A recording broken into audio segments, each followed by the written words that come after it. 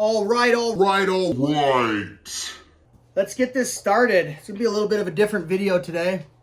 Hope you guys can see me. Can't see what's going on the camera end there. So yeah, there'll be quite a few cuts during this, I'm sure, but just gonna go over a few things. I didn't get to go fishing last weekend.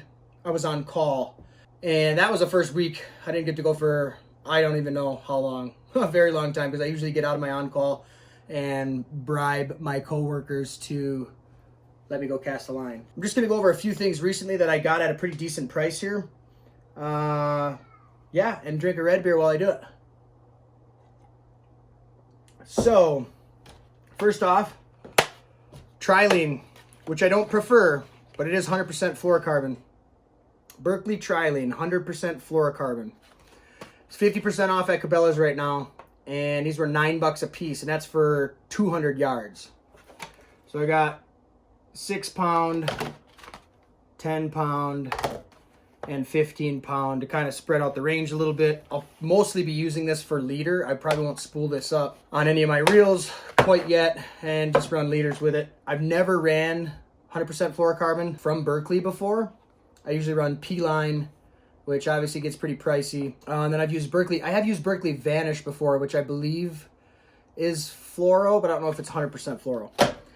And the reason I'm not going to spool up with that, because we are going to spool, use the spooling tool, it's by PC Fun, later in the video, is because I'm going to run braid. Not on all my spinning reels, but I am going to convert most of my reels over to braid this season.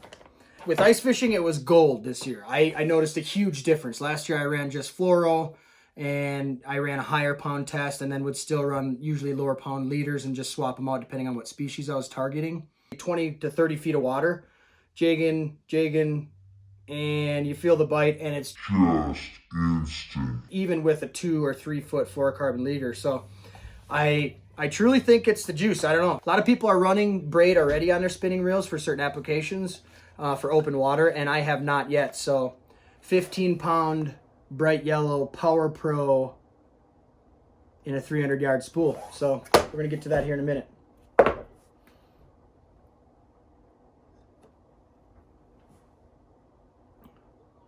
Delish. So what else we got here? I got a new Shimano Sahara 2500. I wasn't looking to buy this. I have a Sedona and a few other Shimano reels, but Sportsman's Warehouse here in town had this on the shelf marked at $21.99, and it clearly said Okuma on the sticker though, but there was a stack of these things like this on the shelf marked as $21.99. So I called the guy over. He's like, I know those aren't $21.99, but can you honor that price? And long story short, I ended up getting this thing for $50, and it's got a sticker on the back that says $79.99.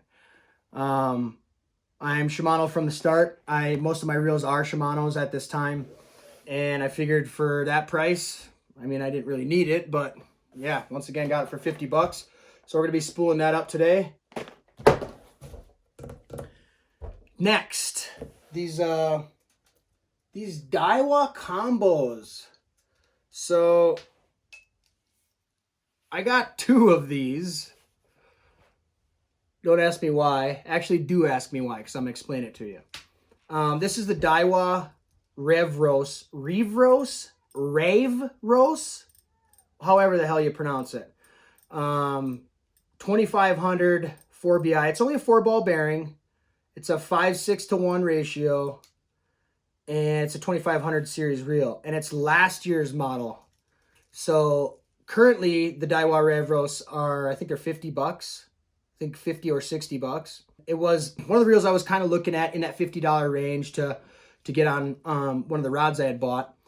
But I noticed when I went on their website that they had this combo, and the combo is $35. I'm like, well, that can't be right. And I showed up, and I don't really know why that is, but the reel, current year model reel, is $50. And this rod and reel combo was $35. So I was like, if that's the actual price, I'm going to get one. So came on a 6'6", medium light, 2-piece rod, and it is the matching Rave Rose Daiwa rod and reel. And it matches pretty good. gold and silver with the black and gold. And there's a little bit of silver on the rod as well. It is a two-piece. I don't prefer a two-piece, but it is nice for some things that I do as far as traveling applications go. I could throw the rod in the trash and it would still been worth the money for 35 bucks. It's literally stamped right on there. $70. So I did buy 2 of them. Oh, this is the other rod, same exact rod. And I know it's getting ridiculous now. The reason there's not a reel on that other combo is because same exact reel I just showed you, the Revros 2500. And on the shelf next to them was also this Daiwa 6.6 medium one-piece. I really like this. This is a little bit cheesy in my opinion, but I like that the rod goes straight through to the reel seat. And it matches the reel way better. I know that's kind of here nor there as far as looks. You know, I'd rather have performance, but it's a sick rod. It's quite a bit more stiff than those medium lights too, and it is a one piece. So it's got seven eyelets for a 6'6", so a good amount of them. I like them to be, you know, fairly evenly spaced, and the more eyelets the better in my opinion. And the other thing is I absolutely hate that tip is chrome like that. Why would you do that? There's no chrome on this. Well, I guess the eyelets do have a little bit of chrome on them, but that's ugly. Other than that, I really like it. So these reels, some people swear on ball bearings, others don't really care. That's a smooth reel. I obviously got to wear them in, got to get out there and use them. The drag on these, like bells a ringing. Drag sounds good. It's got that air rotor that Daiwa's, you know, claim to fame is or whatever, but I've never used any Daiwa rods or reels. So I kind of came across a deal and then went a little crazy with it. $35 for the combos, bought 2 of them, $45 for this rod, and then I got the Sahara for $50 down from $80.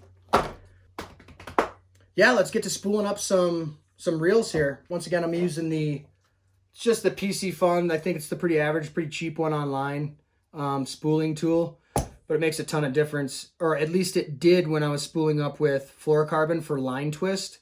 I don't know that it's going to matter as much with braid, but we'll see. I mean, either way, I'm going to use it because it's convenient and I don't have to hold it, or, you know, use the old pencil trick, or however you peasants are still doing it. I am going to get this set up. We're going to spool up, and then I'm going to tie a few knots, practice a few knots for tying my fluorocarbon leaders to the braid, and then we're going to Montana to go fishing. So let's do this.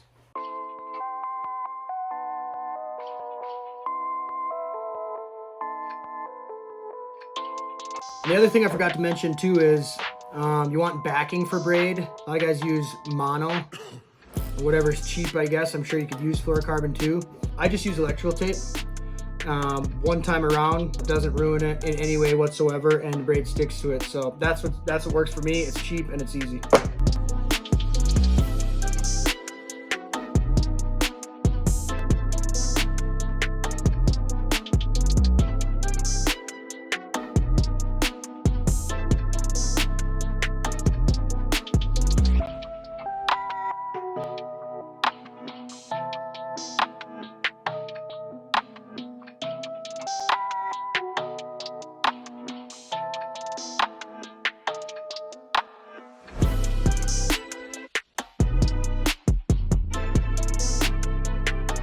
I like my reels as full as most people, I think, do. Most of the stuff I do, I don't need a ton of line, especially when I'm running a leader. I shouldn't break this off realistically ever. So there you have it. That's about all I'll put on there. I think that's plenty. Some people would argue that. Some people would say you're a dumbass, but guess what? That's how I like it. That's how I'm leaving it. And that reel is done. Now I'll do the other 2, and then we'll start tying some knots. All right, got the Shimano done. I'm going to do the other Daiwa later. But for now, I'm just going to tie a couple of leaders on... Yeah, what else did I want to try? I'm going to start tying the Alberto knot I think I was doing the double surgeons last year, which I think is more of a fly fishing knot. I don't know that it matters, but I don't think it's as compact of a knot as far as going through these eyelets, especially with those Daiwa rods, which once again, I don't even know if I'm gonna like those yet, but I want the most compact braid to fluorocarbon knot that I can get. So I'm gonna try a couple of those now. I'll burn the camera down here, and yeah, let's see what we get.